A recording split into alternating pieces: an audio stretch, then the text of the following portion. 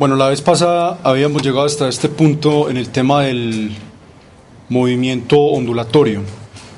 Recuerden que la vez pasada, bueno, no alcanzamos nos faltó ver un par de cosas aquí. Hablamos específicamente de las ondas sonoras. La definimos como un tipo de onda que se clasifica como una onda. ¿Qué tipo de onda es? Si lo recuerdan. ¿La onda sonora? Sí, una onda sonora, ¿qué tipo de onda es? De acuerdo pues al tipo de movimiento que tienen las partículas del medio. Estoy hablando del movimiento oscilatorio que tienen alrededor de una posición de equilibrio. Bien, es paramétrica, profe. ¿Perdón? Paramétrica. Es una onda. Mire que la dirección del movimiento de las partículas del medio es paralela a la dirección de propagación de la onda. Recuerden que a la onda nos referimos como una perturbación. Y ese tipo de onda se denomina onda longitudinal. El otro tipo de onda es ¿cuál? Cuando las partículas del medio tienen un movimiento que es perpendicular a la dirección de propagación. Ese tipo de onda se denomina onda transversal. Recuerden que cuando hablamos de ondas sonoras podemos verlas desde dos puntos de vista. El primero de ellos es el desplazamiento de las partículas del medio a partir de la posición de equilibrio, y el otro punto de vista sería desde los cambios que experimenta el medio en la presión y en la densidad. La vez pasada habíamos llegado, voy a pasar aquí a la presentación, habíamos llegado a lo siguiente.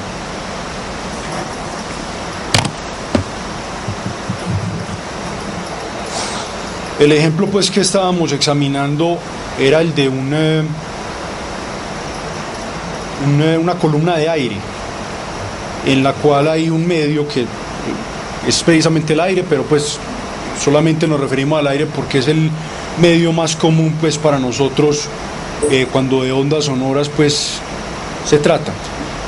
Recuerden que estas gráficas que aparecen aquí, parte de la izquierda, todas estas gráficas de la izquierda están representando la columna de aire que está abierta en ambos extremos, y estas gráficas de la derecha representan una columna de aire que está cerrada en uno de los extremos.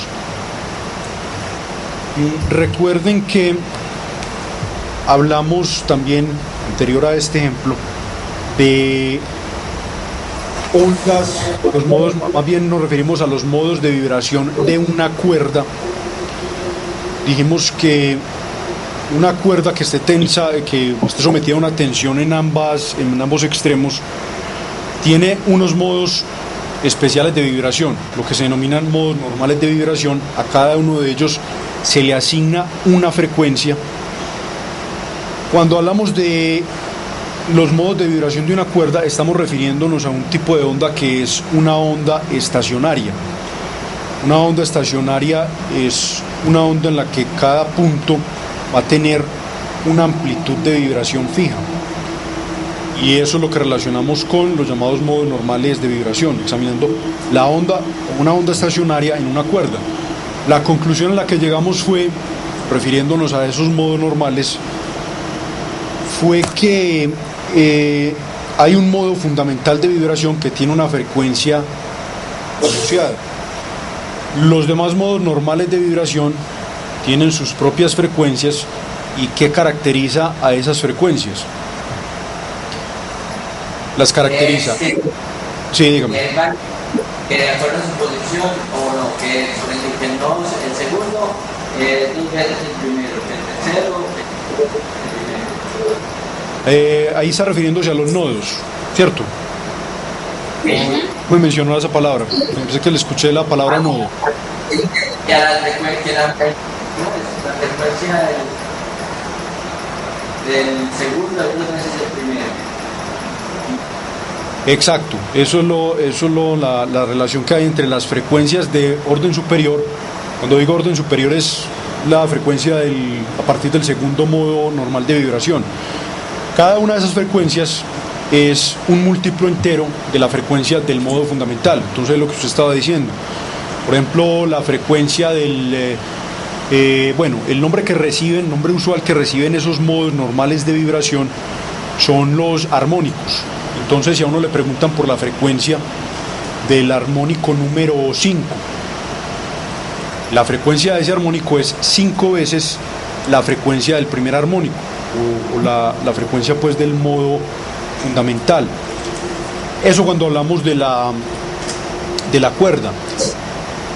Esta parte que aparece ahí en la diapositiva, ya nos volvemos a referir a ondas estacionarias, pero ya en una columna de aire. Entonces, esas gráficas que aparecen ahí, ¿qué están representando? Miren las curvas rojas que aparecen en cada una de las gráficas. Esas curvas rojas están representando las fluctuaciones o las variaciones de la presión en el medio a partir de un valor que es la presión atmosférica.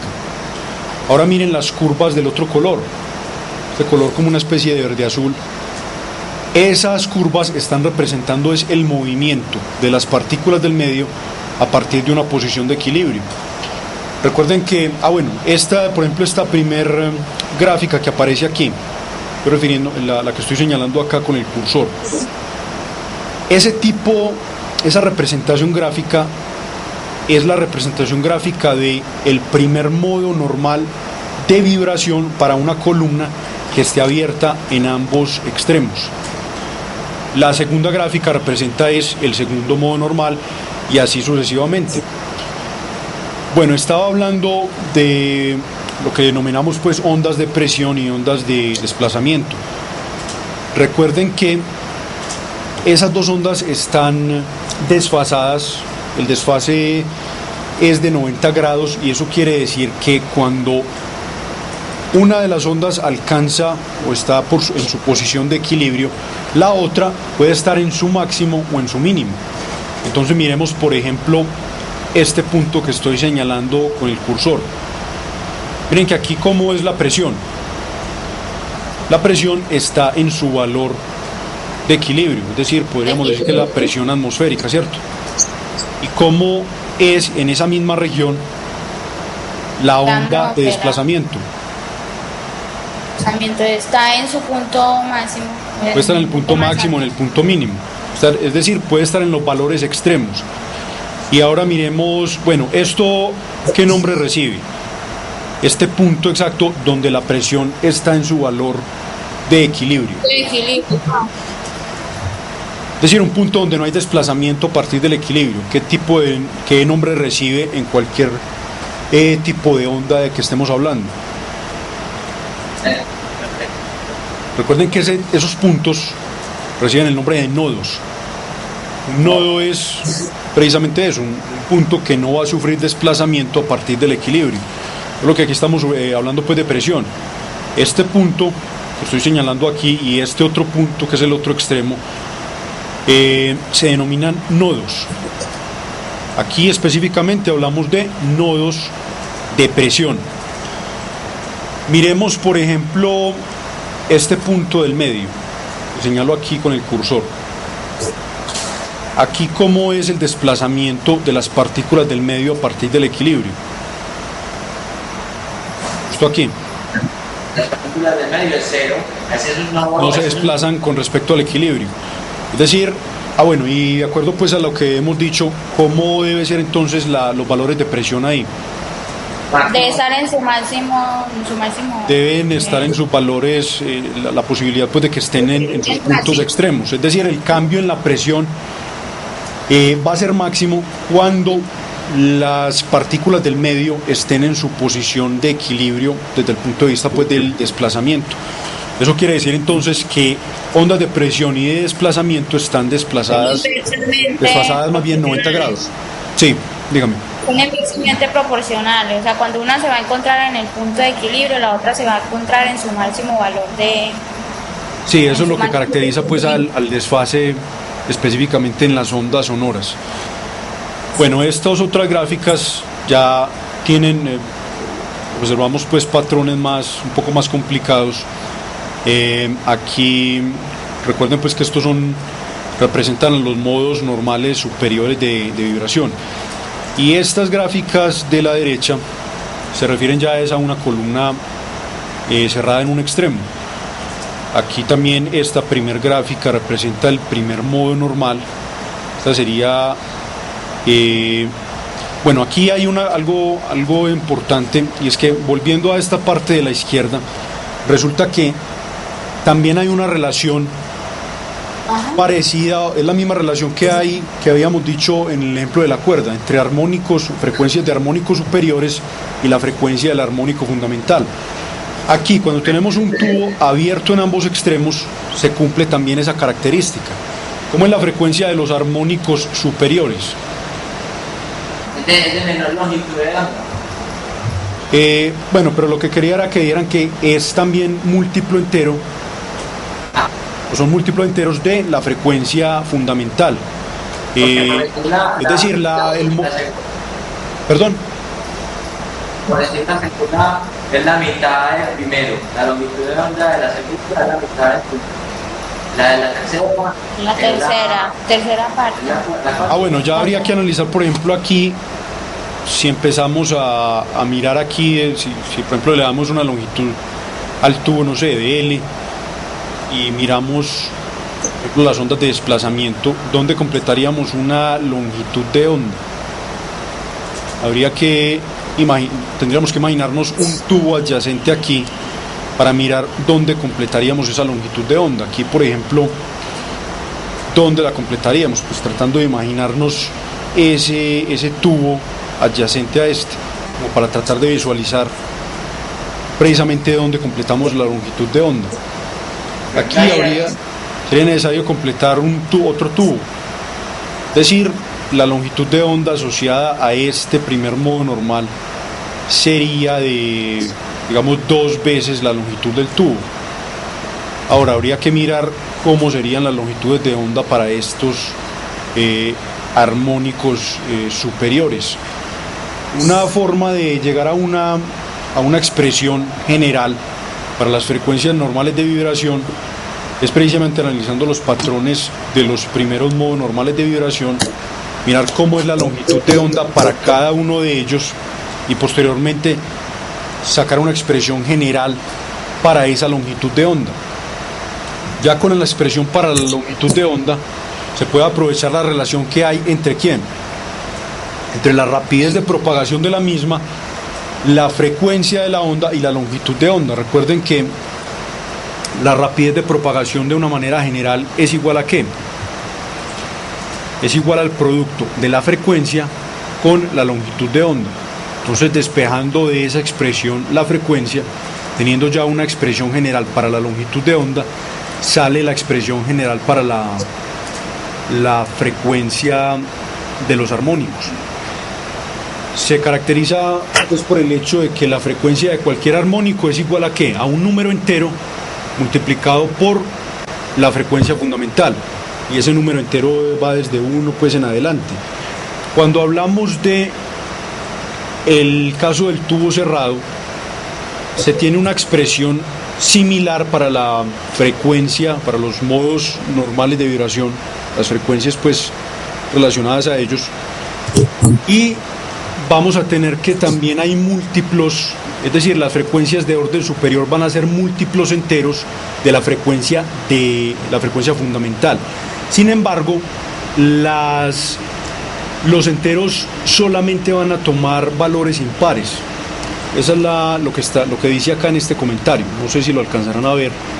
Es un comentario que está en inglés y significa que armónicos de orden par, o más bien armónicos pares, son ausentes. Es decir, que el modo de orden, digamos el segundo armónico, ¿qué frecuencia tendría? Tendría una frecuencia que es 3 veces la frecuencia del modo fundamental. Por ejemplo, la frecuencia del tercer armónico en el tubo cerrado en un extremo sería 5 veces la frecuencia del modo fundamental. Es decir, esos enteros, el número entero que estaría involucrado en la expresión general para la frecuencia de los armónicos no incluiría números pares, como si lo hace, por ejemplo, en la expresión que obtendría uno para la cuerda o para la columna abierta en ambos extremos. El desfase pues entre los dos tipos de onda de los que podemos hablar ahí sigue cumpliéndose. Sigue dándose pues un desfase de 90 grados en ambos casos. Bien, recuerden entonces, vamos a terminar esa presentación ahí, vamos a pasar a la otra, que es la de la parte de electricidad. Recuerden también la característica pues, del movimiento oscilatorio armónico, que es el tipo de movimiento oscilatorio que consideramos para las partículas del medio en los ejemplos que vimos. Por ejemplo, en la cuerda, en este par de ejemplos, ahí las partículas del medio están oscilando en de tal manera que son osciladores armónicos, es decir, la aceleración de los mismos es directamente proporcional a cuánto se desplacen a partir de un punto de equilibrio. ¿Iban a decir algo? Que habló de cuando son armónicos pares, entonces de la quinta posición es 5 veces la frecuencia, tiene 5 veces la frecuencia de la primera. Estás hablando del último ejemplo, del tubo cerrado. Sí, ahí siguen habiendo pues los armónicos, el primer armónico, segundo armónico. Digamos que la frecuencia del primer armónico es F, o F1 pues por decir algo. Esa es la frecuencia del fundamental. La frecuencia del siguiente armónico ya no es 2 veces la del primer armónico, sino que es 3 veces la frecuencia del mismo. Y así sucesivamente. Por ejemplo, la frecuencia del siguiente armónico, que sería el tercero, ¿cuál sería? Sería 5 veces la frecuencia del fundamental. Esa es la característica que cumplen esas frecuencias normales para este ejemplo específico, que es el tubo cerrado. Para los otros ejemplos que vimos, el tubo abierto y la cuerda, se cumple es que se tienen múltiplos, las frecuencias son múltiplos enteros de la fundamental, y esos enteros pueden tomar cualquier valor. Podemos ir desde 1 pues en adelante, toma tanto valores pares como impares. Eso no ocurre para el último ejemplo que vimos. Bueno, entonces yo creo que con esto pues podemos terminar esta presentación, la que empezamos pues la clase pasada. Vamos a empezar a mirar ahora la parte de electricidad, como les había mencionado la vez pasada. Ahí pues nos vamos a empezar refiriéndonos inicialmente a la carga eléctrica.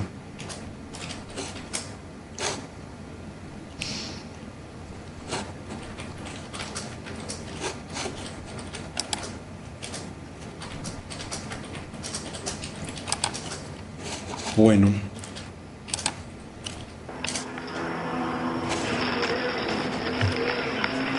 Ahí ven ya el inicio de la presentación. Sí, señor. Look at that one. That big one.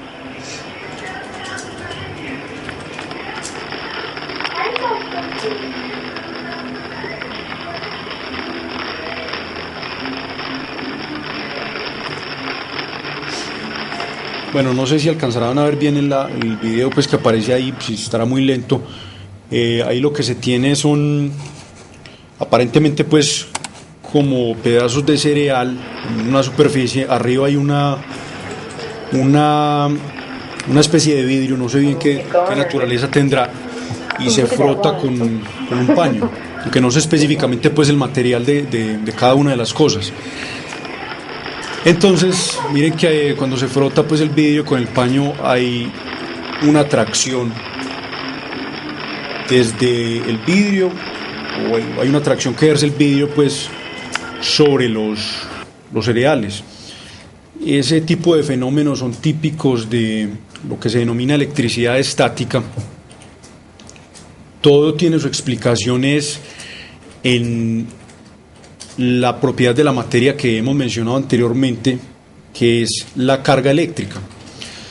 La carga eléctrica es una propiedad pues intrínseca de la materia, viene pues de su propia naturaleza. Las cargas más pequeñas que podamos encontrar en la naturaleza son las cargas la carga del electrón. Estoy refiriéndome a la magnitud de la carga eléctrica.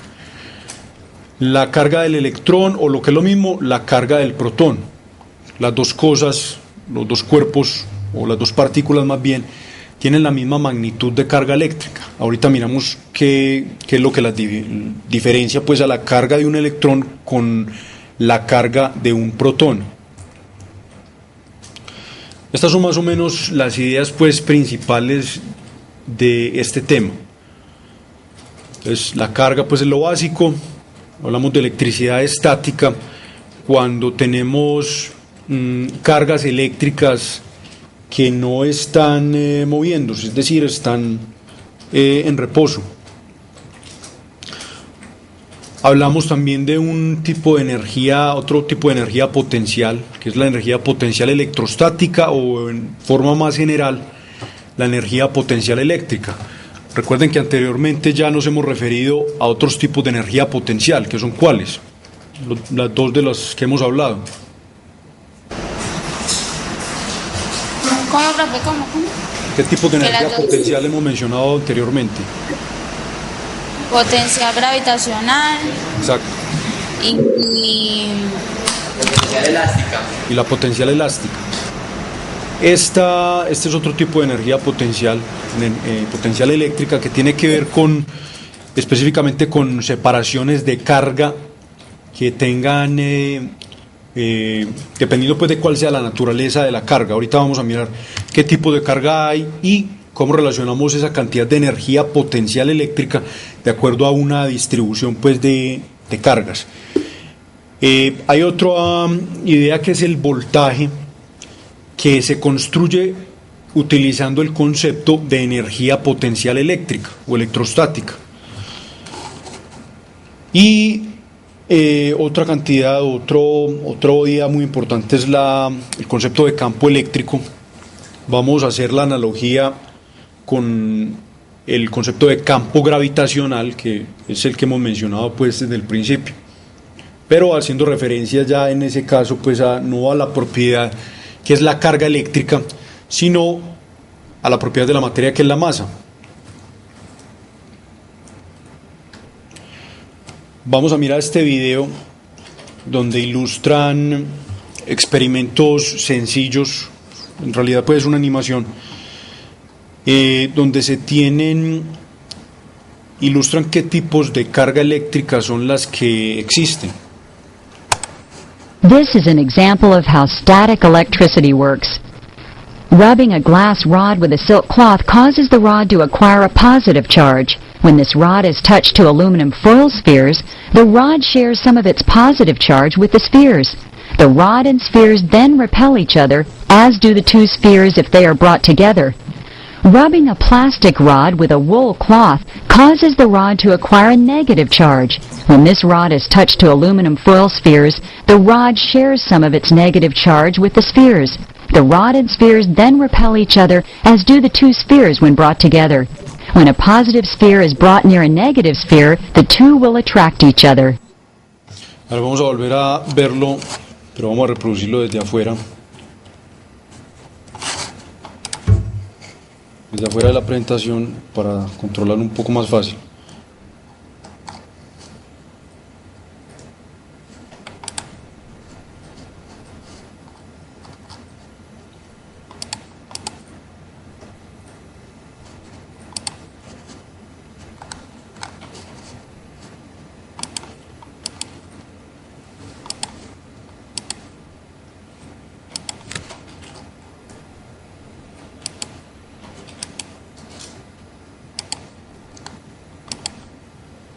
Aquí está. This is an example of how static electricity works. Rubbing a glass rod with a silk cloth causes the rod to acquire a positive. Rubbing a glass of how static electricity. A ver, aquí entonces nos dicen que son ejemplos de cómo funciona la electricidad estática, y el ejemplo inicial que dan es que, bueno, tenemos una varilla hecha de vidrio y hay un material con el que se va a frotar la varilla de vidrio y está hecho de seda. Entonces, lo que se hace es frotar la varilla de vidrio con el pedazo de seda. Electricity works. Rubbing a glass rod with a silk cloth causes the rod to acquire a positive charge. Entonces ahí nos dicen que cuando se frota el pedazo de vidrio con la seda, dicen que la varilla va a quedar cargada positivamente. Ahora, para mencionar eso, es apropiado pues mencionar antes el hecho de que hay dos tipos de carga en la naturaleza. Cuando nosotros hablamos de la masa sí es una cantidad escalar y siempre va a tener un signo positivo, es decir, nosotros hablamos de 15 kilogramos, 30 kilogramos, no vamos a decir nunca menos 15 kilogramos o menos 30 kilogramos. En cambio, cuando hablamos de la carga eléctrica, en la naturaleza se encuentran dos tipos de carga positiva y carga negativa. Las cargas más pequeñas que se puedan encontrar son las cargas del electrón y del protón. Tienen la misma magnitud. Es decir, la carga del electrón es igual en magnitud a la carga del protón. ¿En qué se diferencian las dos cargas, la del protón y la del electrón? Se diferencian en que la carga del protón es positiva y la carga del electrón es negativa. A ver, cualquier cantidad de carga que uno encuentre en la naturaleza, desde la carga en un experimento de estos sencillos de frotación hasta la cantidad de carga que uno se encuentre, no sé, en la caída de un rayo, por decir algo, cualquier cantidad de carga es múltiplo entero de lo que se conoce como carga elemental. Y la carga elemental es precisamente la carga del electrón, o lo que es lo mismo, la carga del protón. Entonces, en este experimento, ¿qué es lo que pasa? Las cargas que tienen movilidad son las cargas negativas. En su forma más básica, pues, son los electrones. Cuando se frota el vidrio con el pedazo de seda, la barra de vidrio le está cediendo cargas negativas, al pedazo de seda. Entonces, a ver, inicialmente, antes de que frotáramos la barra de vidrio con el pedazo de seda, ¿cómo es la carga total del pedazo de vidrio? Resulta que se caracteriza por el hecho de que es neutra. ¿Qué significa que un objeto sea neutro? Que tiene iguales cargas, tanto positivas y negativas. Tiene un número de cargas positivas y ese mismo número es el de cargas negativas. Eso significa que es un objeto neutro. Es decir, un objeto neutro no significa que no tenga carga eléctrica. Todos los objetos tienen cargas eléctricas. Solamente que si es neutro, tiene el mismo número de cargas positivas que de negativas. Pero ¿qué pasa cuando se frota el pedazo de vidrio con el pedazo de seda? El vidrio le cede cargas negativas a la seda. Entonces, ¿qué va a haber en el vidrio? Va a haber como una especie de desequilibrio o desbalance de cargas, ¿cierto? Va a tener más cargas positivas que cargas negativas. Luego entonces, cuando se da ese caso, se dice que el objeto en cuestión está cargado, ¿qué? ¿Positivo o negativamente? Positivamente. Cargado positivamente porque tiene más cargas positivas que negativas. Ahora, cuando se da el caso contrario, que se tenga mayor número de cargas negativas que positivas, ¿cómo está cargado el objeto? Negativamente. Está cargado negativamente. Bueno, entonces sigamos mirando el video. Sí. Una pregunta, cuando ustedes dicen que está cargado negativamente o que perdió cargas negativas, cuando dicen que tiene cargas negativas es que perdió electrones. Cuando estás diciendo que cuando pierde cargas negativas. Me estoy preguntando que cuando uno dice que un cuerpo perdió carga negativa, sí, está diciendo que perdió electrones.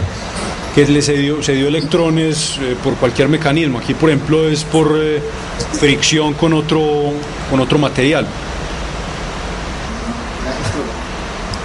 When this rod is touched to aluminum foil spheres, the rod Aquí en el siguiente paso pues de la animación se tocó con el pedazo de vidrio una esfera de aluminio y miren que quedó cargada positivamente.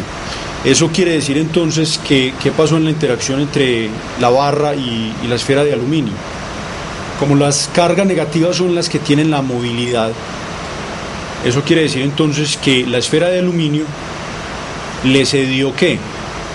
Cargas negativas a la barra, y por esa razón es que queda cargada positivamente también la esfera de aluminio. rod shares some of its positive charge with the spheres. The rod and spheres then repel each other, as do. Ahora miren que se tocó otra esfera con la barra cargada positivamente. La consecuencia es que ambas quedaron cargadas positivamente. Miren que cuando se acercan ambas esferas, ¿cómo es la interacción entre ambas? Dos objetos cargados positivamente. Rechazo. The two spheres repel each other, as do the two spheres. Miren que se repelen mutuamente. Eso quiere decir que cargas que tengan el mismo signo, la misma polaridad, ¿qué tipo de interacción van a tener? Se van a repeler mutuamente. Lo contrario va a ocurrir cuando tengamos cargas que tengan signo contrario. Y atraer, no. Cuando tienen signo contrario hay una atracción, es decir, que la otra esfera estuviera cargada negativamente, por ejemplo. If they are brought together, rubbing a plastic rod. Bueno, este es otro experimento clásico pues que se tiene en este ámbito de la electrostática, que es el frotamiento de un pedazo de que pues representan una barra de plástico con un pedazo de lana. Entonces se hace lo mismo, se frota el pedazo de plástico con la lana. Entonces miramos qué es lo que pasa. With a wool cloth causes the rod to acquire a negative charge. Entonces lo que pasó es que el plástico queda cargado negativamente. O sea que lo que ocurrió es que el pedazo de lana le cedió cargas negativas al pedazo de plástico. Entonces ya hay un desbalance nuevamente. El pedazo de plástico tiene un mayor número de cargas negativas que de positivas. Eso significa que está cargado negativamente. Con ese pedazo de plástico cargado negativamente. When this rod is touched to aluminum foil spheres, the rod shares some of its negative charge with the spheres. Aquí, cuando se toca el pedazo de plástico con las esferas de aluminio, se le ceden cargas negativas a las esferas de aluminio. Quedan entonces las dos cargadas negativamente. The rod and spheres then repel each other, as do the two spheres when brought together. When a positive sphere is... Miren que qué ocurrió ahí cuando se acercaron las dos esferas negativas. Se repela. Se repelen. Ahora miren lo que ocurre cuando se acerca la positiva con la negativa. is brought near a negative sphere, the two will attract each other. Hay una atracción. Entonces, de acuerdo a ese tipo de experimentos, se llegó a la conclusión de que hay dos tipos de carga positiva, carga negativa. Ahora, ya la forma pues de decir cuál es carga positiva o negativa desde el principio fue algo pues arbitrario. El hecho es que cargas que tengan la misma polaridad se van a repeler, y cargas que tengan polaridad opuesta, positiva o negativa, se van a atraer. Va a ser contraria pues la interacción. Vamos a volver a la presentación.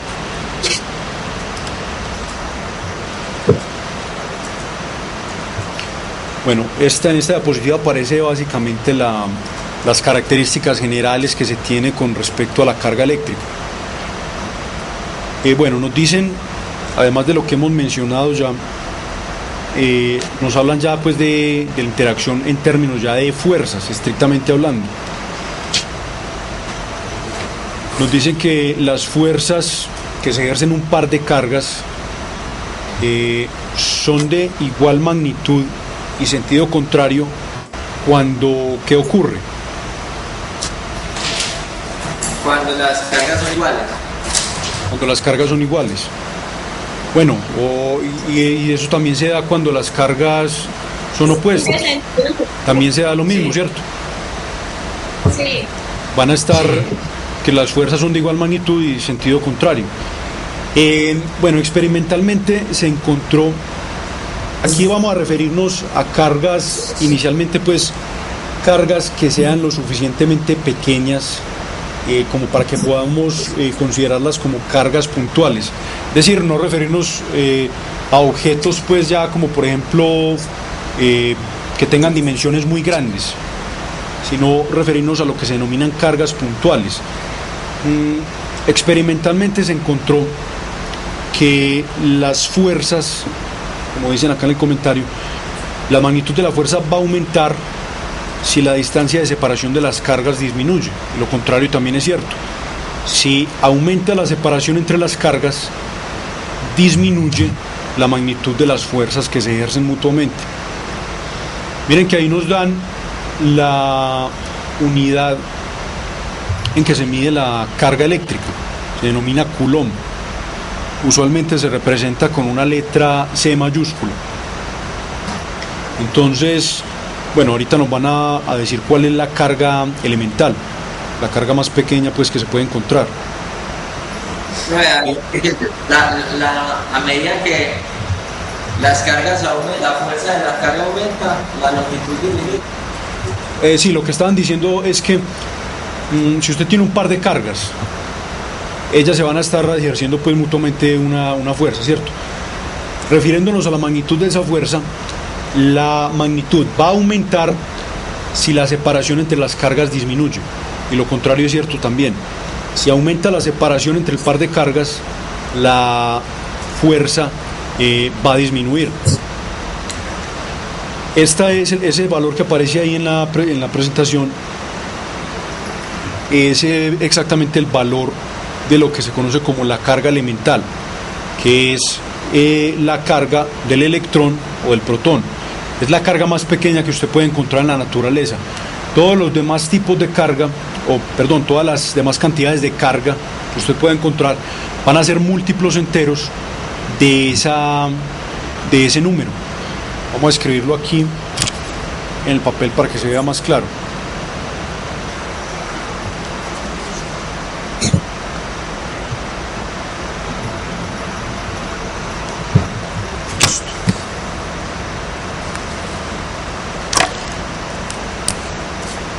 Bueno, la unidad de Coulomb que mencioné ahora se denota usualmente con esta letra, una letra C mayúscula.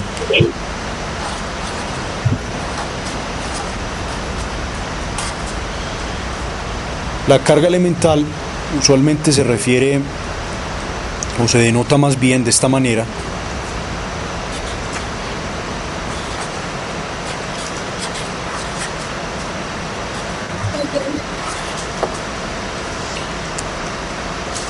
Entonces esta C mayúscula, recuerden que significa Coulomb, es la unidad de carga eléctrica. Esto que escribí aquí es la carga elemental.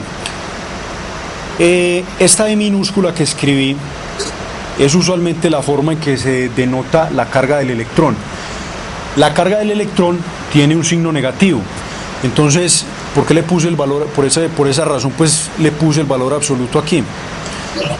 Es decir, cuando escribimos de esta manera la carga elemental o nos referimos a la carga de esa manera, nos referimos a la carga elemental, que es la que va a tener tanto el protón como el electrón. Electrones y protones son partículas pues diferentes cuando hablamos desde el punto de vista de la masa. El protón tiene una masa mucho más grande que la del electrón, pero cuando nos referimos ya a la carga, las cargas van a ser las mismas para ambos. Solamente que si hablamos de protón, esto es positivo, y si hablamos del electrón, esto es negativo. Difieren pues solamente en las polaridades.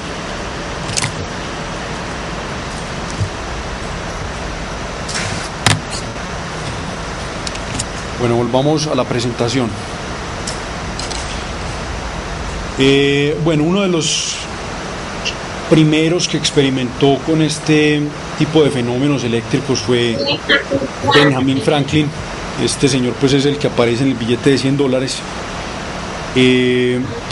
Bueno, en esta figura aparece una representación esquemática de los experimentos que vimos en la animación. Aquí está el pedazo de vidrio, aquí está el pedazo de seda y bueno, aquí cambia el material. Esto es un pedazo de cera y esto es un pedazo de lana, pero se tienen pues los mismos resultados que se vieron en la animación.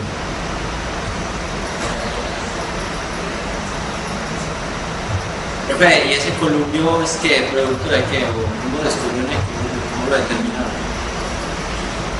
Esa es una unidad básica, es como por ejemplo el kilogramo, el metro. El nombre se debe a un científico francés que experimentó pues con este tipo de fenómenos, precisamente de apellido Coulomb. Él fue, por ejemplo, a él se le debe la denominada ley de Coulomb, que se le da pues también el nombre del mismo, que nos dice cómo es la interacción entre un par de cargas, básicamente cargas puntuales, por ejemplo. Ahorita vamos a mirar cuál es la expresión específica o lo que se conoce usualmente como ley de Coulomb. Estas son las características pues de la carga eléctrica, características generales. ¿Qué significa que la carga esté cuantizada? Significa que, ya se los mencioné, cualquier carga que usted encuentre en la naturaleza es múltiplo entero de la carga elemental o carga fundamental. Ya la carga fundamental sabemos cuál es, 1.6 por 10 a la menos 19 coulombs o coulombios. Ahora, también es algo muy importante recordar que la carga eléctrica es una cantidad que se conserva, al igual por ejemplo que la energía mecánica o que el momento lineal. Esta es otra de las cantidades que se conserva en la naturaleza. Es decir, que usted no puede crear ni destruir carga. Usted lo que hace, por ejemplo, para volver al ejemplo de la animación, cuando usted frota el vidrio con el pedazo de seda, ya vimos que queda cargada positivamente, ¿cierto? No quiere decir que usted esté creando carga eléctrica por el hecho de estar frotando el vidrio con el pedazo de seda. Usted lo que está haciendo es que redistribuyendo esa carga que ya está presente tanto en la seda como en el pedazo de vidrio, porque puede uno en principio cometer el error de pensar de que la carga eléctrica se crea precisamente por frotación. La frotación lo que hace es aumentar el área de contacto entre los dos materiales para que se redistribuya la carga. No está creándose carga en ningún momento. Eso quiere decir que la carga se conserva. Miremos en este esquema pues gráficamente cómo son las fuerzas entre las cargas. Pues miremos en esta parte A de aquí de la izquierda, tenemos que dos cargas positivas se van a repeler al igual que dos cargas negativas, y lo contrario pasa pues con las cargas de polaridad opuesta. Esta parte que nos dicen aquí ya la habíamos mencionado. Dijimos que cuando aumenta la distancia, ¿qué pasa con la fuerza? Disminuye. Y cuando disminuye la distancia, aumenta la fuerza. Resulta que esa dependencia de la fuerza eléctrica entre dos cargas con la distancia entre ellas es de esta manera. Es decir, la fuerza va a ser inversamente proporcional ¿a quién? Al cuadrado de la distancia entre las dos cargas. Esta R minúscula que aparece aquí es la distancia que hay entre el par de cargas. Entonces, eso se lee de esa manera. La fuerza es inversamente fuerza entre dos cargas es inversamente proporcional ¿a quién? Al cuadrado de la distancia entre ambas cargas. Esa es ahorita vamos a mirar, eso es solamente pues como una parte de la ley de Coulomb. Para completarla habría que decir que la fuerza también es directamente proporcional al producto de las magnitudes de las dos cargas. Supongamos que esta tenga una carga que llamemos Q sub 1 y a esta la llamamos Q sub 2. Esa fuerza entre las dos cargas va a ser directamente proporcional al producto entre ¿quién? Entre Q sub 1 y Q sub 2. Ahorita miramos cuál es esa constante de proporcionalidad. Al producto entre las cargas. Perdón. Es directamente proporcional al producto entre las cargas. Sí, es precisamente lo que aparece ahí. Esa expresión que hay ahí está denotando la magnitud de la fuerza entre las dos cargas. Miren que hablamos de qué, de una carga que decimos que es Q sub 1 y otra carga que decimos que es Q sub 2. Son las dos cargas que están interactuando. Entonces miren que la fuerza, al menos la magnitud de la fuerza, es directamente proporcional a quién, a ese producto. Y también es inversamente proporcional a la distancia al cuadrado entre las dos cargas. Ahora, la constante de proporcionalidad es lo que se llama constante de Coulomb. Usualmente se denota con una letra K, la que aparece pues ahí en la pantalla, y el valor de esa constante de proporcionalidad aparece ahí al fondo de la diapositiva. ¿Si alcanzan a ver el valor o no? No, pero... Bueno, lo voy a escribir aquí en el papel más bien.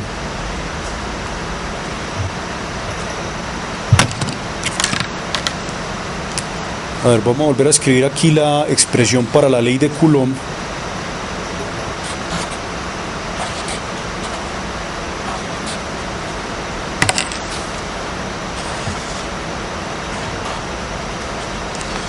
A ver, ustedes saben que la fuerza es una cantidad física de carácter que escalar o vectorial. Vectorial. De carácter vectorial. Aquí estamos refiriéndonos a la magnitud de la fuerza eléctrica. Si fuéramos a escribirlo en términos vectoriales, le tenemos que poner el símbolo pues de vector, y a la magnitud que aparece aquí multiplicarla por ¿quién? Por un vector unitario que me está diciendo en qué dirección está actuando esa fuerza. Aquí vamos a escribirlo pues de esta manera. Este vector unitario R me estaría determinando cuál es la dirección de tal fuerza. Entonces sería pues estrictamente la forma de escribir esa ley de Coulomb. Bueno, nos estábamos refiriendo era a la magnitud o al valor más bien de la constante de Coulomb. Es el siguiente.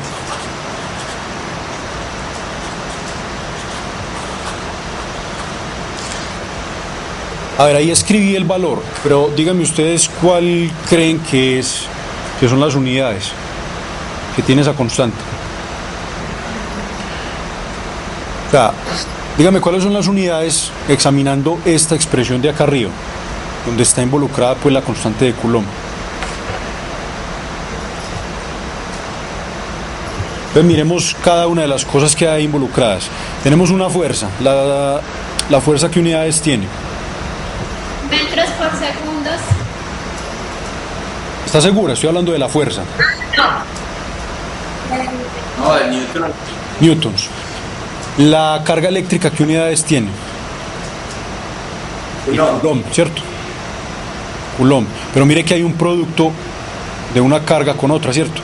O sea que aquí vamos a tener ¿qué?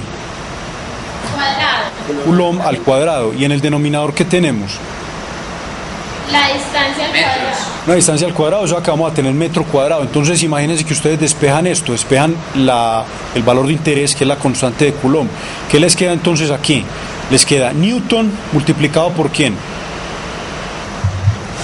Por metros cuadrados. Por metro cuadrado. ¿Y esto a dónde pasa? Esto pasa a dividir, o sea que les queda ¿sobre qué? Sobre Coulomb cuadrado. Sobre Coulomb al cuadrado. Esas son las unidades entonces. Tenemos que es Newton multiplicado por metro cuadrado sobre Coulomb al cuadrado. Esas son entonces las unidades de la constante. O a la menos 2. Perdón. Bueno, sí, usted lo puede escribir perfectamente como Newton metro cuadrado multiplicado Coulomb a la menos 2. Es equivalente, puede escribirlo así.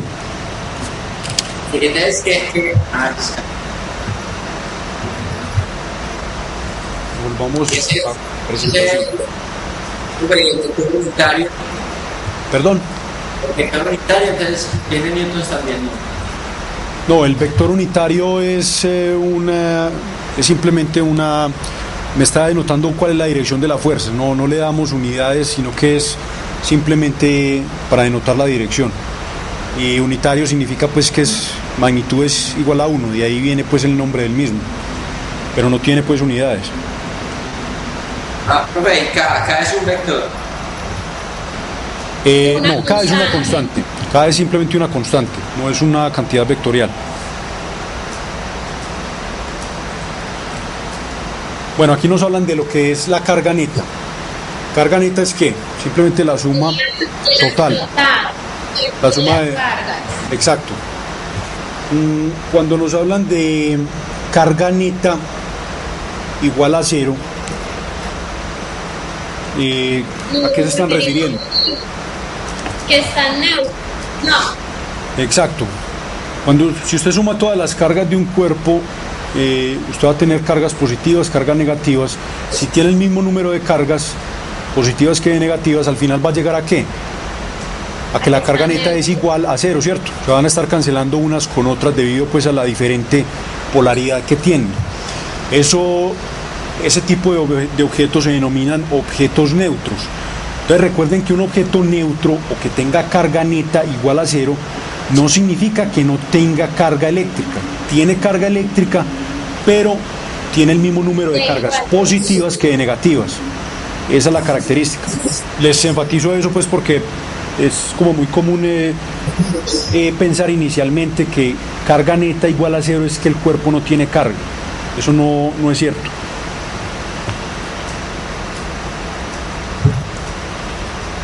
Entonces carga es un desequilibrio de fuerza. Perdón. Carga es un desequilibrio de... Cuando dice un objeto que un objeto está cargado, cuando dice que un objeto está cargado positivamente, quiere decir que ya hay un desequilibrio ahí entre cargas positivas y negativas. Si es cargado positivamente, quiere decir que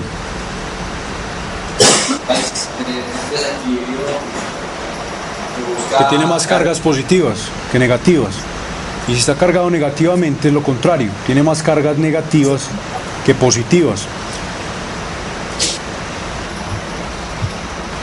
Bueno, los ejemplos que hemos visto, por ejemplo en el video que se vio al principio, recuerden que la frotación no me está creando carga, sino que está redistribuyendo carga eléctrica. Otro experimento pues muy común en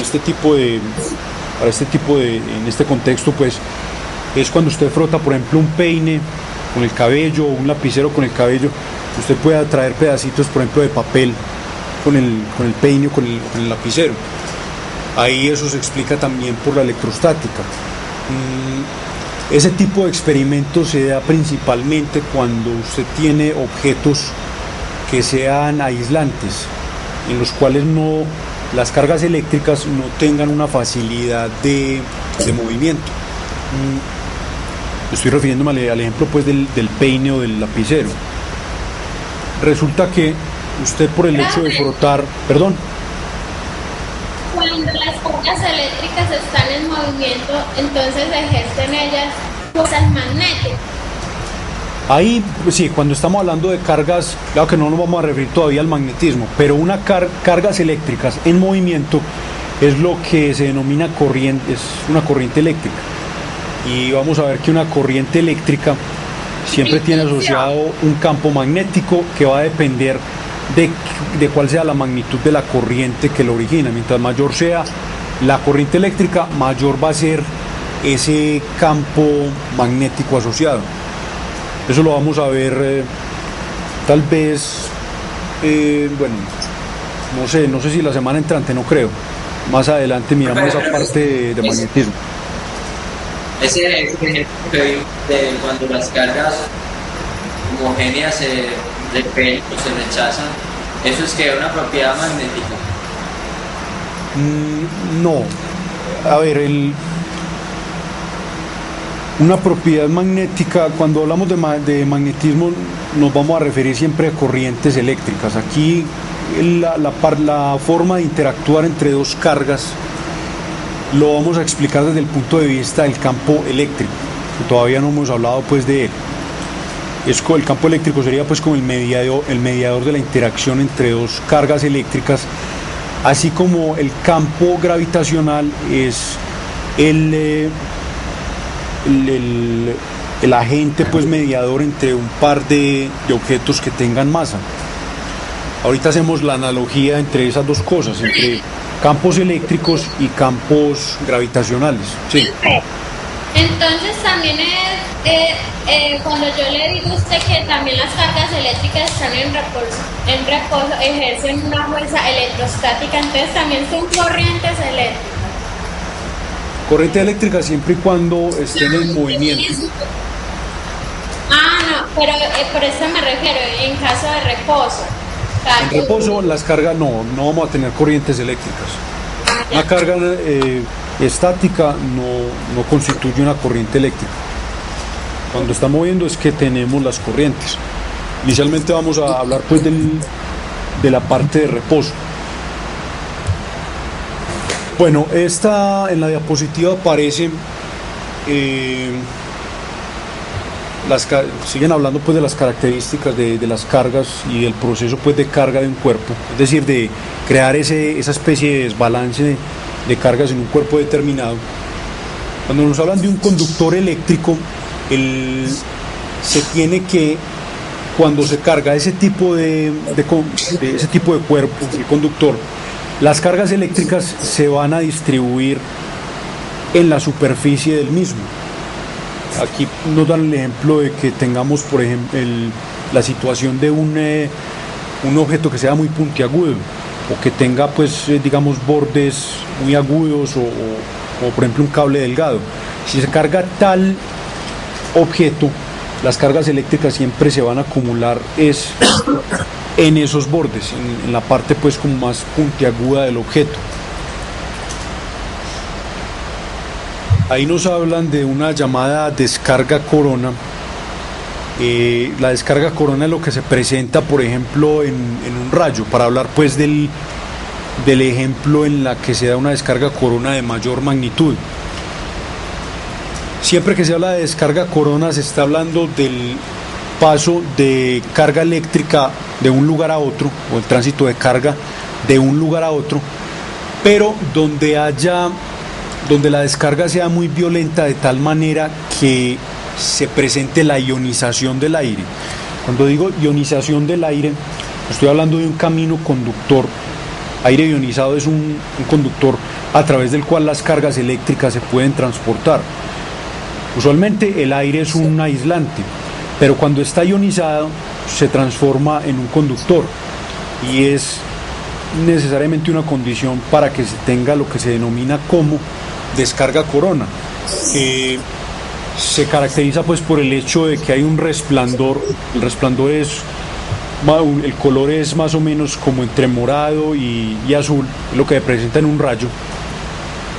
Ya pues el resplandor, o explicar el fenómeno del resplandor, implicaría hablar de lo que sucede pues a nivel atómico y específicamente de los niveles de energía de los electrones dentro de los átomos involucrados en esa descarga corona.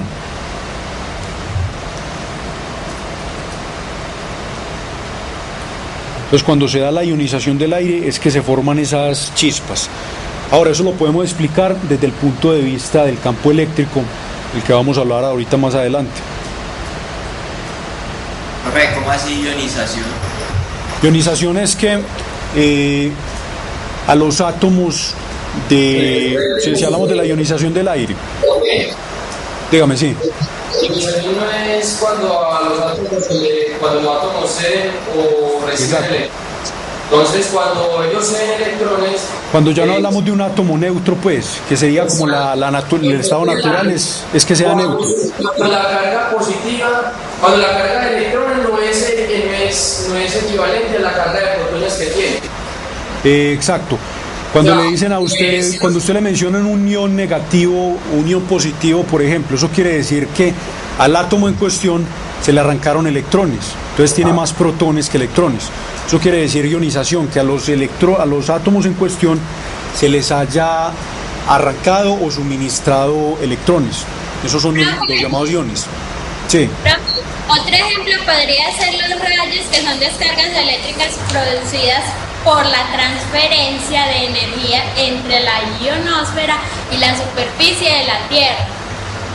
Sí, eso, ahí estás hablando sí de la caída de un rayo. Eso, para que las cargas eléctricas pasen de una parte a otra, necesariamente debe haber un camino conductor. Entonces, como les dije, el aire en principio es un mal conductor, pero cuando se presenta la ionización del mismo, ese aire ionizado es buen conductor y ese es el camino por el cual se están transportando las cargas eléctricas en la caída de un rayo. Y ahí es donde se presenta pues el resplandor característico de los mismos. Ahí eso es lo que, a lo que se están refiriendo acá en las diapositivas cuando hablan de las descargas corona. Es como un nombre más general para referirse a ese tipo de descargas tan violentas. Aunque en la vida cotidiana uno muchas veces puede tener ese tipo de descargas también, solamente que hay involucradas cantidades de cargas mucho más pequeñas, obviamente, que en la caída de un rayo. Ustedes me imagino que habrán experimentado, por ejemplo, no sé, cuando se sientan en una silla de plástico, se frotan contra ella y tocan a otra persona. Se siente como una especie de chispazo. Ahí estaríamos hablando de una especie de descarga corona, en donde necesariamente para que se dé ese chispazo se dio la ionización del aire, se creó un camino conductor. Aquí nos hablan de la polarización de los cuerpos. Bueno, anteriormente les había empezado a mencionar el hecho de que ese tipo de experimentos, experimentos cotidianos de carga y descarga de materiales, se da fácilmente cuando estamos hablando de aislantes. ¿Por qué? Porque un material aislante como un lapicero que usted frote con su cabello, por ejemplo, tiene la característica de que la carga adquirida va a permanecer en una región. ¿Por qué? Porque esa carga no tiene facilidad de movimiento a lo largo del material, precisamente pues por su naturaleza aislante. Si usted intenta cargar por frotación un conductor, es muy probable que no lo logre. Si intenta cargar por frotación no sé, un pedazo de hierro, no lo va a lograr. ¿Por qué? Porque las cargas inmediatamente van a escapar debido a la movilidad que tienen por el material. Entonces, ese tipo de experimentos se logra es cuando se tienen cuerpos aislantes. Sí. ¿Van a preguntar algo? Yo tengo cierta inquietud, no sé si polarizando cosas tiene que ver con lo que es el magnetismo. Ajá. O sea, ¿cómo hacen para imantar un material? O sea, ¿cuál es el mecanismo para poder imantar un material? Hay que someterlo a campos magnéticos grandes. Esa es como la forma de crear imanes. Someterlo a campos magnéticos que tengan magnitud grande, de manera que en el material que se va a imantar se cree lo que se denomina una alineación de los dominios magnéticos. Ya eso lo tocaremos pues cuando nos metamos al tema del magnetismo. Tendríamos que hablar o definir precisamente lo que es un dominio magnético. Resulta que un material que tenga propiedades magnéticas evidentes, los imanes pues comunes, tiene la característica de que los dominios magnéticos están alineados, son paralelos uno con el otro y están apuntando en la misma dirección. En cambio, materiales que no exhiban propiedades magnéticas, un pedazo de plástico, de madera por ejemplo, se tiene que los dominios están desalineados. Eso lo definiremos pues cuando hablemos del tema de magnetismo. Pero pues por ahora podemos referirnos de manera pues muy sencilla a ese fenómeno así. Se crean imanes sometiéndolos a campos magnéticos que tengan pues magnitudes grandes. Bueno, volviendo aquí al tema, hablan de polarización de cuerpos. Pues, es que ya le entendí bien lo del rayo, pero ahora la pregunta es, pues como más o menos, cuando se ioniza el aire, es decir, ¿pierde electrones o gana de electrones. No, ahí específicamente se da que a los átomos se les arranca electrones, entonces hay como una especie de cascada de electrones o una especie de reacción en cadenas, por los choques que hay de electrones con átomos. Va a haber la posibilidad de que los electrones más externos de cada uno de los átomos abandonen el mismo, y eso es precisamente lo que crea ese camino conductor.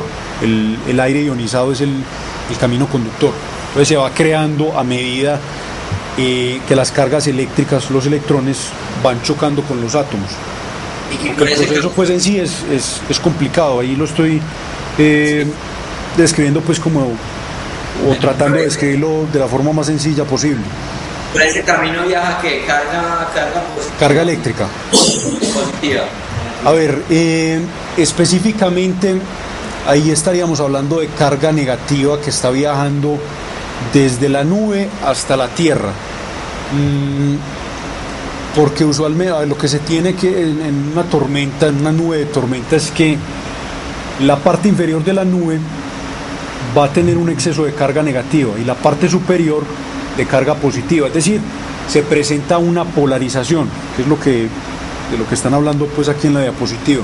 Polarización significa que una parte del cuerpo va a quedar con un exceso de carga positiva y la otra con exceso de carga negativa. Entonces esas cargas negativas en la parte inferior de la nube son las que van a intentar pues moverse hacia la Tierra por medio de ese camino pues conductor que es el aire ionizado. De la Tierra es cargada positivamente. Si se tiene, supongamos que la nube de tormenta, hay una nube de tormenta. La nube, vamos a tratar de esquematizarlo aquí en el papel más bien.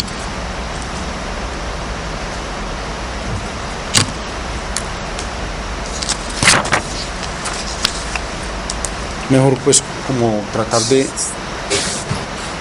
ponerlo en una imagen. Lo que le estoy diciendo de la polarización de la nube es lo siguiente. La parte inferior de la misma tiene un exceso de carga negativa y la superior de positiva. Entonces aquí se presenta, bueno, eso no lo he mencionado, pero se presenta lo que se conoce como inducción, que es que usted acerca un objeto cargado a otro objeto. En este caso pues esta parte de la nube está cargada negativamente, de acuerdo a lo que dijimos al principio de que cargas eléctricas de diferente polaridad se atraen. Aquí ustedes creen que debido a la proximidad de la nube con la superficie terrestre, ¿qué tipo de cargas eléctricas habría aquí en la superficie de la Tierra? Positivas. Serían cargas positivas, debido pues a la presencia, a la proximidad de esa nube. Entonces, la tendencia aquí es ¿cuál? La tendencia es a que las cargas negativas vayan a viajar hacia la superficie terrestre. ¿Por dónde lo hacen? Precisamente por el camino conductor que sería el aire ionizado.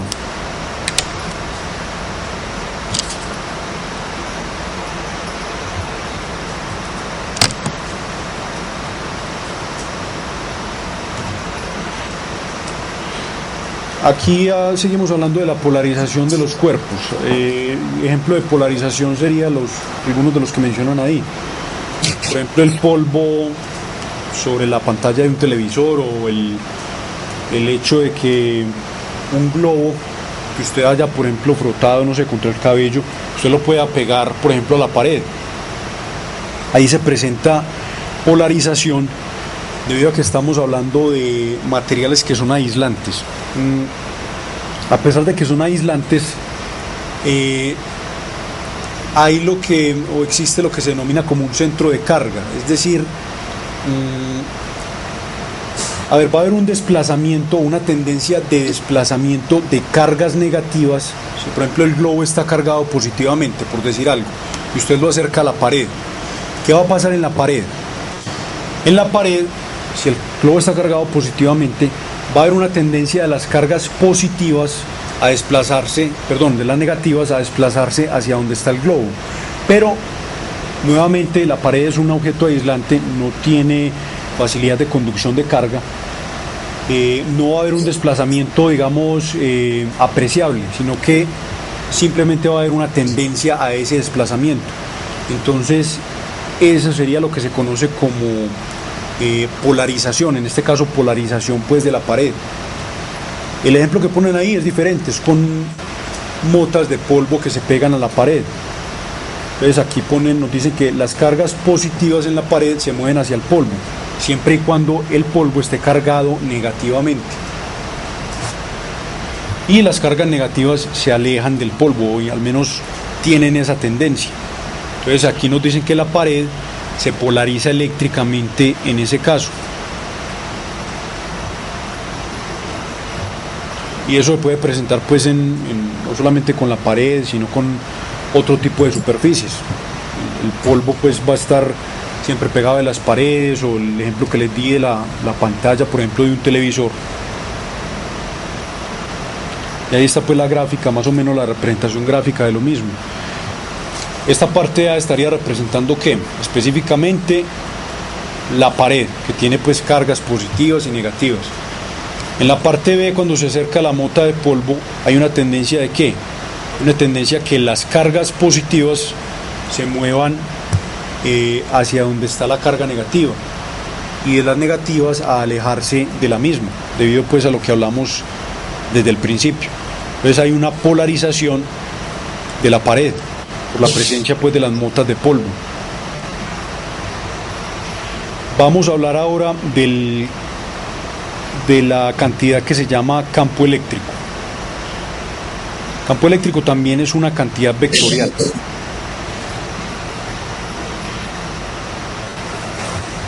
Campo eléctrico es una forma de explicar las interacciones que hay entre cargas.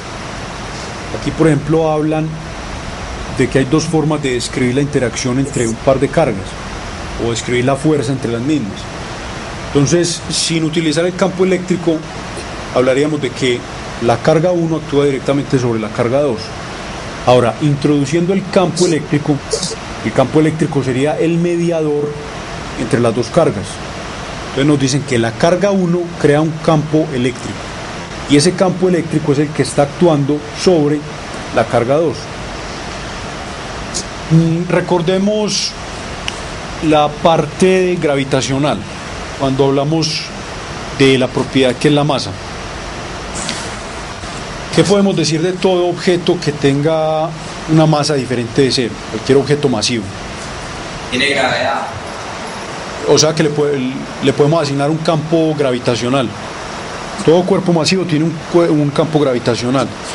Mientras mayor sea la masa del cuerpo en cuestión, mayor va a ser el campo gravitacional del mismo, ¿cierto?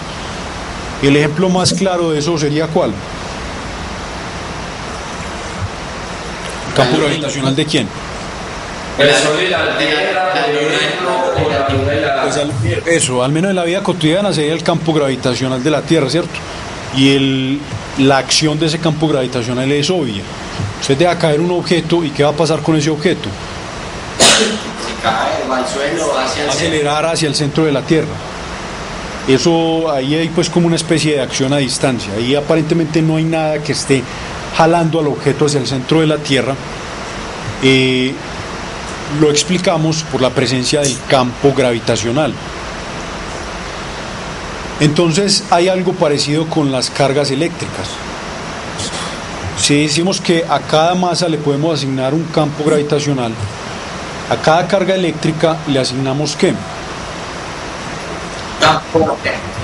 Campo eléctrico, a cualquier carga por pequeña que sea. Entonces también se cumple lo mismo.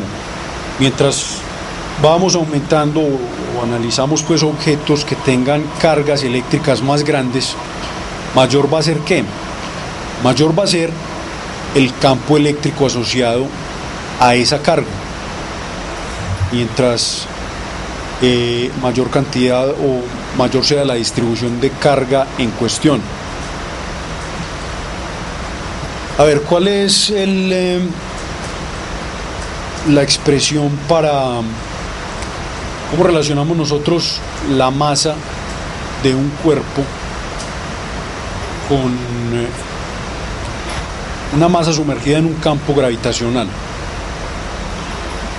La masa, no sé, digamos de un marcador, o de este marcador, ¿cómo está relacionada con el campo gravitacional? Es decir, ¿cuál va a ser la interacción, una expresión para la interacción entre la forma como se va a ver afectado esa masa en el campo gravitacional? A ver, si hay dos cuerpos gravitacional y el uno es más grande que el otro, el cuerpo más pequeño va a quedar bajo posesión del campo gravitacional mayor. Por ejemplo, el campo, la interacción que hay, ¿cómo se ve afectado el marcador por el campo gravitacional de la Tierra?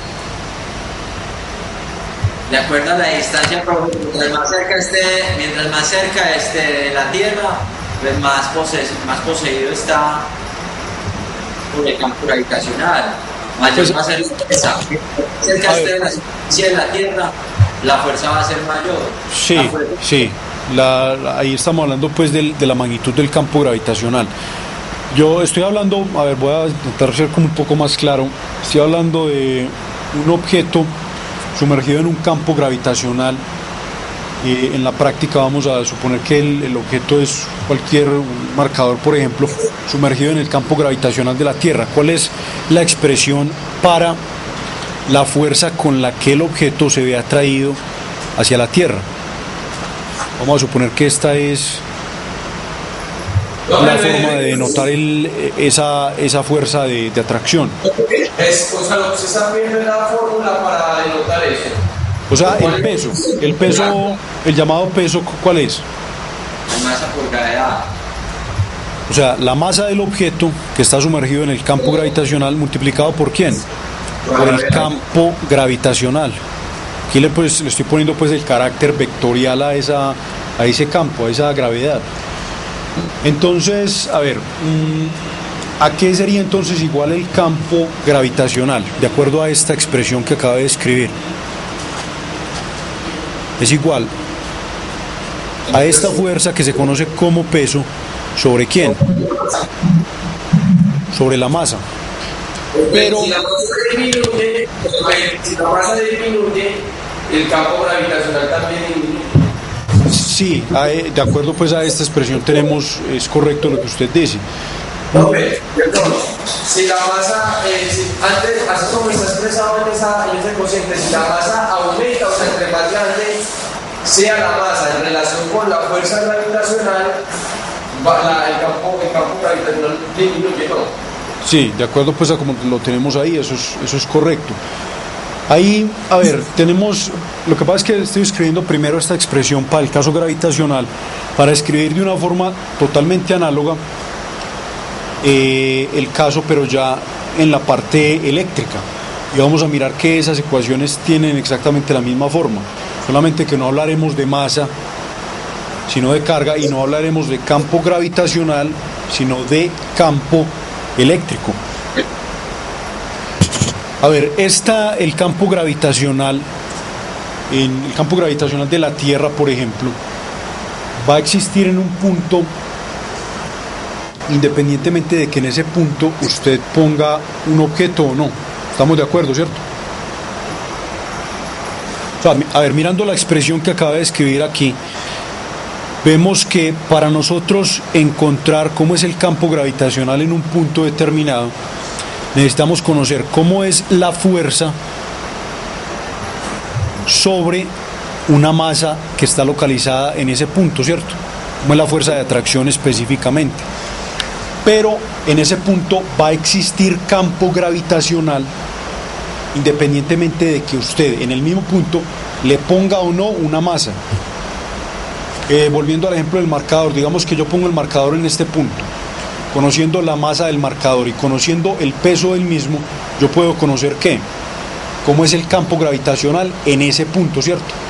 Pero yo les pregunto, yo pongo el marcador aquí inicialmente y lo quito, en ese punto que le estaba señalando, ¿hay campo gravitacional o no? Sí, eso es un fragmento Sigue del existiendo, independientemente de que en ese punto yo ponga lo que se conoce como una masa de prueba, ¿cierto? Digo una masa de prueba porque estoy utilizándola para saber cuál es el valor del campo gravitacional en el punto. Pero independientemente de que yo utilice o no la masa de prueba, ahí en ese punto hay campo gravitacional. Ahora pasemos al caso eléctrico, abandonando ya el gravitacional. Supongamos que tenemos, bueno, ya dijimos desde el principio que a cualquier carga grande o pequeña le corresponde ¿qué? Un campo eléctrico. Solamente que mientras mayor sea la distribución de carga, mayor va a ser el campo eléctrico en cuestión. Entonces vamos a suponer que tenemos una distribución de carga eléctrica muy grande y que en su proximidad va a haber una carga muy pequeña. ¿Cómo se comparan los campos eléctricos de esas dos distribuciones de carga? ¿Cuál campo eléctrico va a ser más grande? A ver, está en un campo eléctrico. Tenemos dos distribuciones de carga. Una que es imagínense una esfera cargada, no sé, positiva o negativamente, es indiferente, que tiene unas dimensiones muy grandes. E imagínense que al lado de la esfera grande de carga hay una carga puntual, una carga pequeña. ¿Cuál de los dos cuerpos va a tener un campo eléctrico mayor? Pues, de todas formas, la carga grande, profe. La distribución de carga más grande. Entonces, imagínense ahí la analogía es la siguiente. Tenemos distribución de carga grande y distribución de carga pequeña. ¿Cuál sería la analogía en la parte gravitacional? Simplemente la Tierra, que tiene un campo gravitacional muy grande, ¿con qué? Con cualquier objeto, con el marcador, por ejemplo, donde el marcador cumpliría el papel de ¿qué? De la carga pequeña, y la Tierra cumpliría el papel de ¿quién? De la distribución de carga grande. Ese es el tipo de analogía que estamos haciendo. En la parte gravitacional, ¿cómo se compara el campo gravitacional del marcador con el campo gravitacional de la Tierra? Es despreciable. ¿Y cómo se compara el campo eléctrico de la distribución de carga grande con la del campo eléctrico de la carga puntual pequeña? Despreciable, profe. Es despreciable el de la carga pequeña. Entonces ahí tenemos pues como la especie de analogía. Ahora, supongamos que, bueno, vamos a llevar eso al papel como para que quede más claro. Pero presenta mayor reacción. Eso es lo que los cuerpos chocan. ¿Cómo? Que esos dos cuerpos chocan. Tiene Sí. más reacción el cuerpo pequeño que el cuerpo grande. Pequeño. A ver, las fuerzas que están ejerciendo mutuamente tienen la misma magnitud pero de dirección contraria. Lo que está variando es la aceleración que sufren las dos. Va a sufrir una aceleración pues mucho más grande la que tenga una masa más pequeña. El ejemplo que les estoy mencionando es el siguiente. Esta es la distribución de carga grande y supongamos que aquí tenemos una carga pequeña. El campo de campo eléctrico, va a ser mucho más grande que el de este, ¿cierto? Esto va a tener un campo eléctrico pues alrededor muy grande. Supongamos que queremos medir el campo eléctrico en un punto en la vecindad del mismo, digamos que es en este punto. ¿Qué necesitamos para calcular o cómo podríamos calcular el campo eléctrico en ese punto? Profe, no tendríamos que establecer una distancia entre el punto y el centro del campo eléctrico. A ver, pero de una forma mucho más general. Recuerden cuál fue la expresión de campo gravitacional al que llegamos ahora. Gravitación sobre masa. Esto en un punto determinado, ¿cierto? Necesitamos conocer el peso de la partícula y lo dividimos por la masa de la misma, y eso nos da ¿qué? El campo gravitacional. Aquí es exactamente lo mismo. Aquí ya no queremos conocer el campo gravitacional. El campo eléctrico es igual a la fuerza eléctrica que se ejercen mutuamente los dos cuerpos. La carga que tiene el cuerpo. sobre la carga del cuerpo en cuestión, que sería una carga de prueba.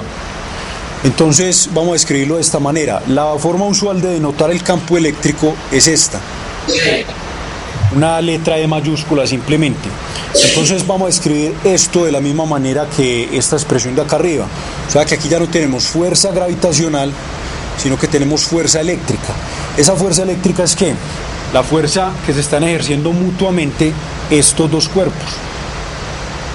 Solamente pues que vamos a estar ubicando esta carga justamente en este punto, que es donde les dije pues que queríamos encontrar el valor del campo.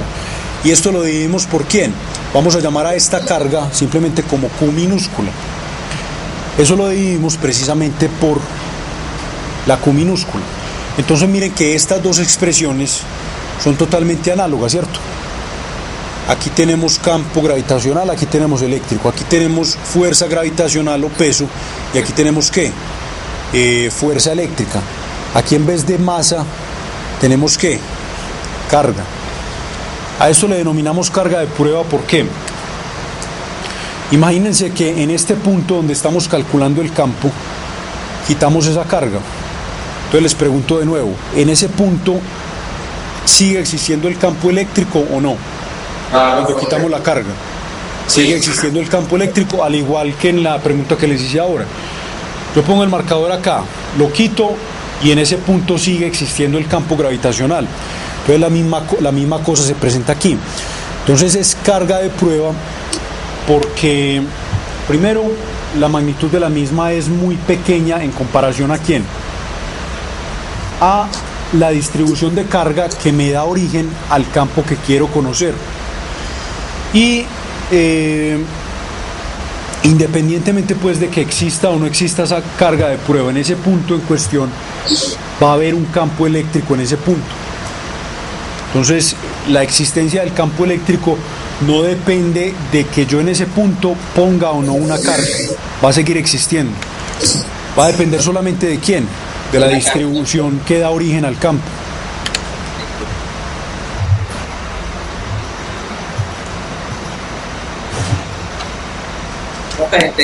Ustedes sobre la inducción eléctrica, cuando se frota el plástico, el vidrio, se genera un campo eléctrico. Cuando se hacen los experimentos de frotación. Sí, entonces se genera un campo eléctrico, dado pues que se... Sí, siempre que tengamos cargas eléctricas hay campo eléctrico.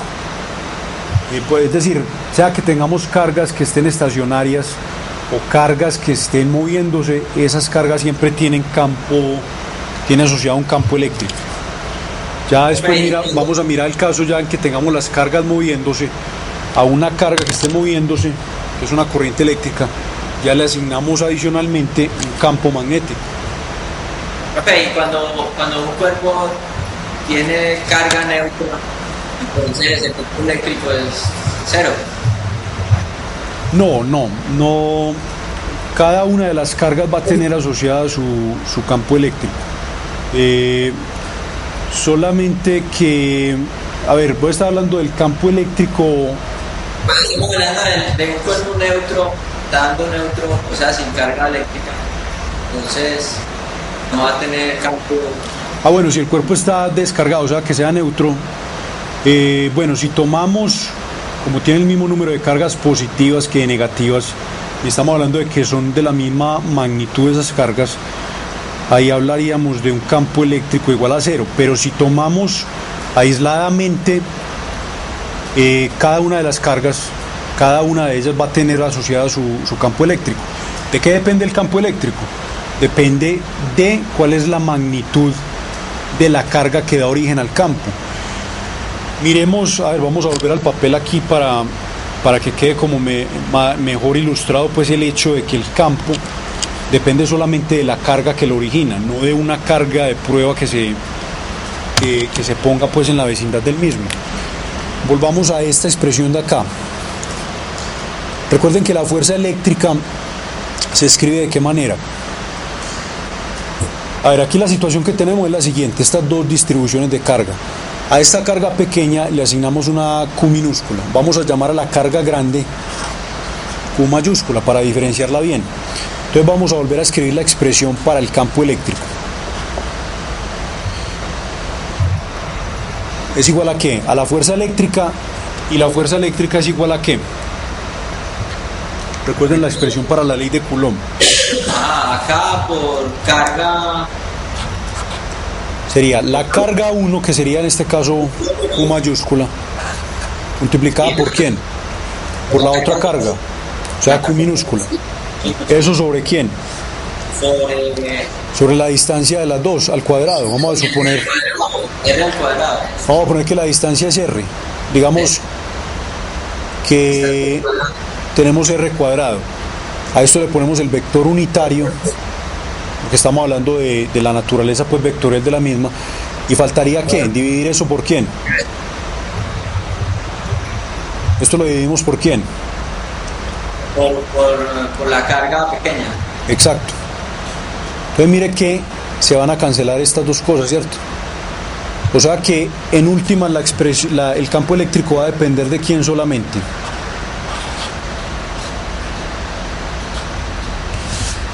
Mire de qué depende el campo ahí.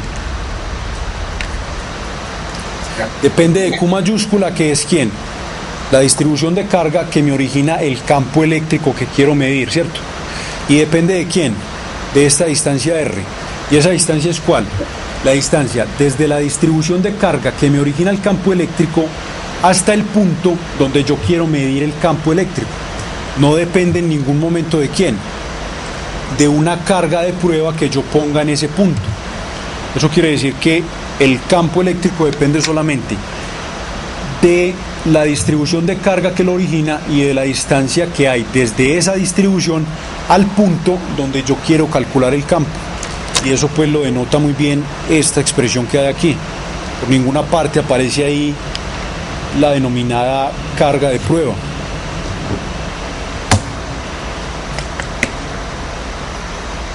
Profe, que en la primera ecuación apareció abajo.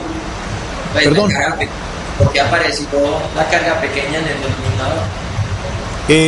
Sí, ahí está refiriéndose a esta, ¿cierto? Ya. ¿Se está refiriendo a esta? Sí, ahora sí. Esa era la pregunta, que por qué aparecía aquí esta Q o qué. Sí, ya. Sí, es que estábamos montando esta primera ecuación, pero ya siendo explícita esta expresión para la fuerza. Entonces de ahí viene pues que se cancelen esas cargas de prueba. Entonces recuerden que carga de prueba significa que una carga de prueba la utilizo yo para conocer cómo es el campo eléctrico en un determinado punto, pero tiene que cumplir qué condiciones.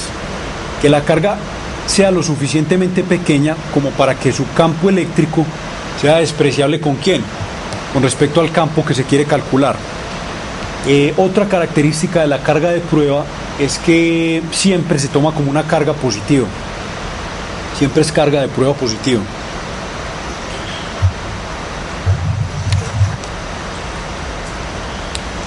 Bueno, sigamos mirando la presentación.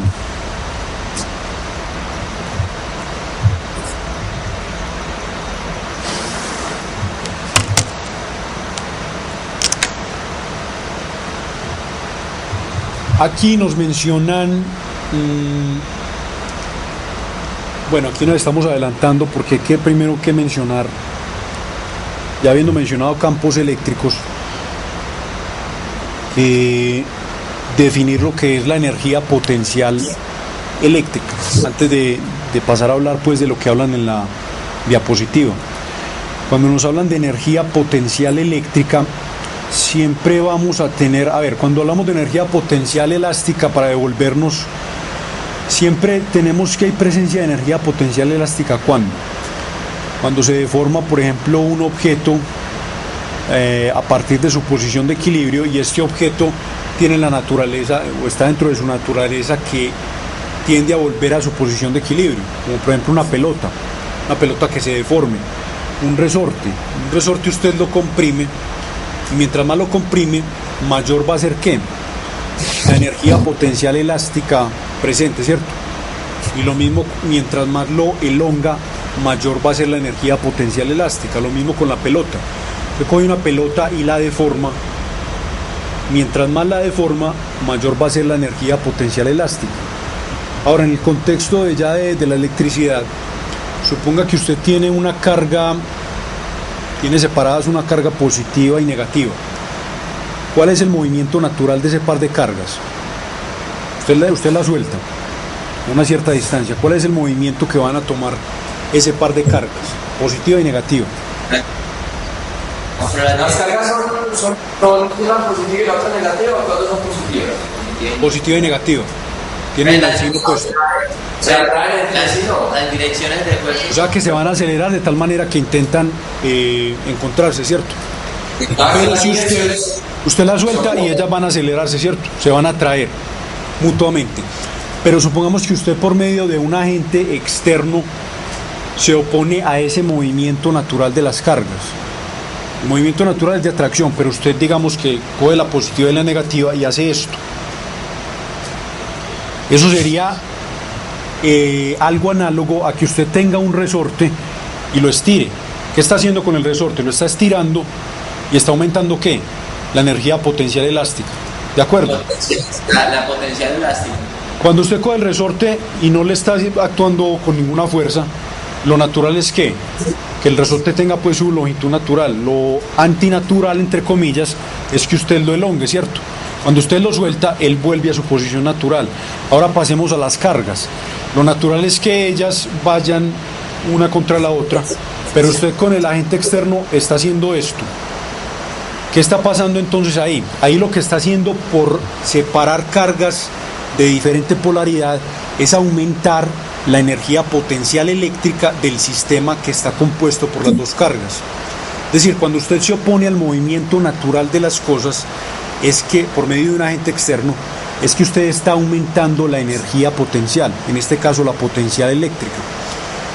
Ahora cambiemos el ejemplo. Supongamos que usted tiene un par de cargas positivas situadas a esta distancia. Esta es positiva y esta también. Usted la suelta y ellas, ¿qué tipo de movimiento van a tener? ¿Así o se van a apartar?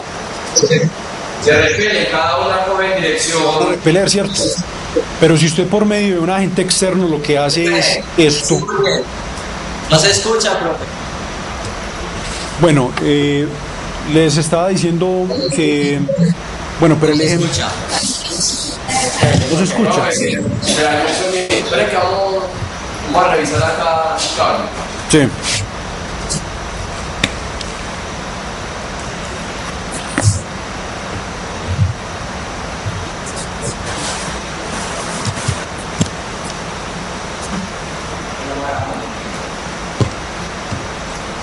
Profe. ¿Me escuchan? No. Vamos a llamar al muchacho de la sala, a ver si de pronto nos tengo una cuadradita.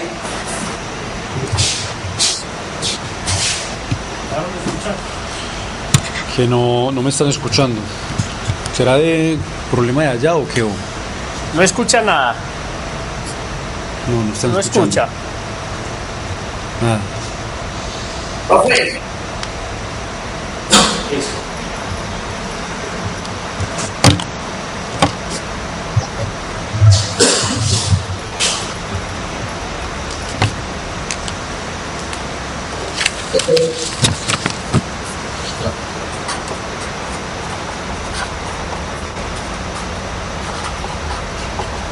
El sistema. La creación del sistema. ¿Me escuchan ahora? Nada.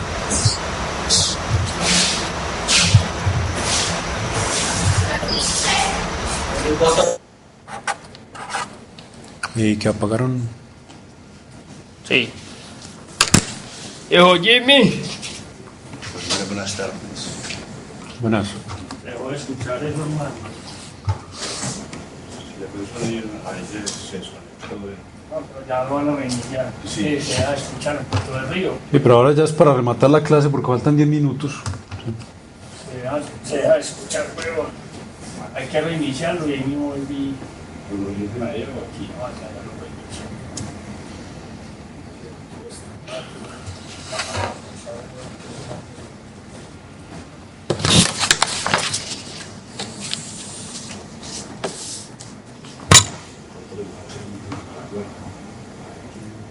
Sí.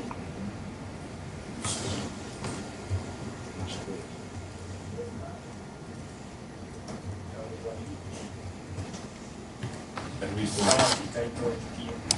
Acá no está. Uno de conferencias.